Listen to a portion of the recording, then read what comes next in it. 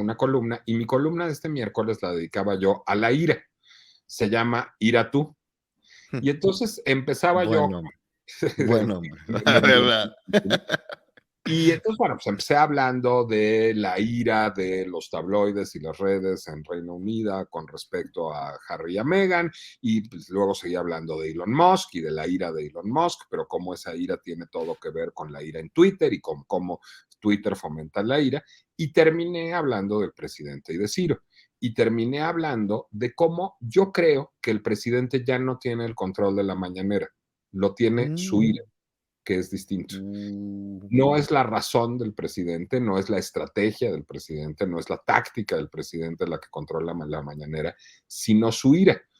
Porque yo creo que no hay escenario posible en que al presidente le haga bien hablar mal de Ciro ahorita. No hay escenario posible en que al presidente le haga bien hablar mal de los periodistas ahorita, pero le encabrona. Y entonces, como le encabrona, es más fuerte que él.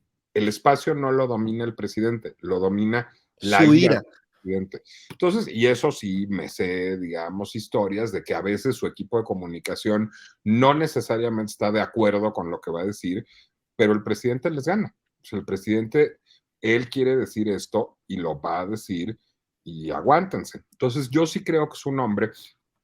Creo que es un hombre muy resentido, digo, si quieres, dice, mi esposa es psicoanalista y dice que interpretación fuera de diván es agresión, y tiene razón, pero me voy a lanzar de todas maneras.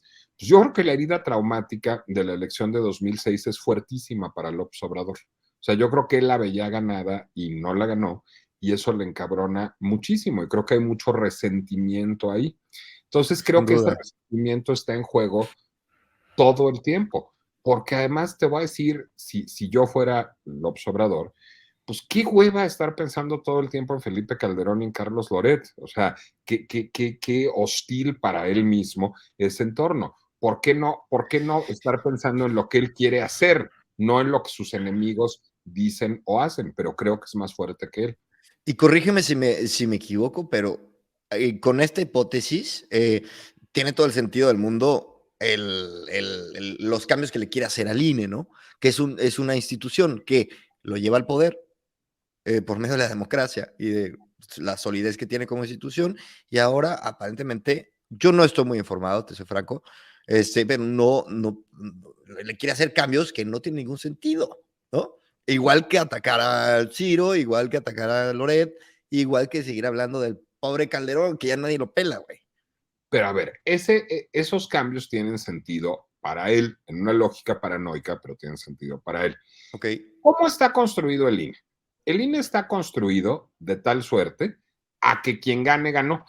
Es decir, ¿por qué? Porque somos los ciudadanos los que contamos los votos y porque es una estructura ciudadana, porque hay toda una serie de mecanismos para elegir a los consejeros, a los funcionarios y para ensacular a los ciudadanos y para ver en dónde son las casillas y quién cuenta los votos y por qué hay representantes en los partidos y porque la organización de cada elección es local, que garantizan que pues tu voto es tu voto. Es decir, y hay instancias de impugnación, hay un tribunal electoral, pero hay instancias internas de impugnación en el INE, etcétera.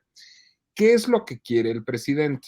Lo que quiere el presidente es hacer un instituto que dependa más del gobierno. ¿Cómo depende más del gobierno? A ver, lo que él dice es, los candidatos a consejeros del INE los va a elegir la gente, a los consejeros, y van a poder hacer campaña. ¿Y quién va a financiar esas campañas? ¿De dónde van a salir El, esos candidatos? Pues los partidos, ok, evidentemente, porque ok. los partidos van a querer que haya Meter a consejeros ciertos consejeros. afines a ellos. Entonces, no va Conflicto a de surgir. interés. Ah, no, pues hay un conflicto de interés terrible ahí. Luego, si no somos los ciudadanos quienes contamos los votos, pues ¿quién va a contar los votos? Pues funcionarios del gobierno. Entonces, lo que haces es regresar el control de las elecciones al gobierno, como sucedía en los años 70, 80, y entonces vas a tener elecciones mucho menos creíbles y mucho más cargadas a quien esté en el gobierno.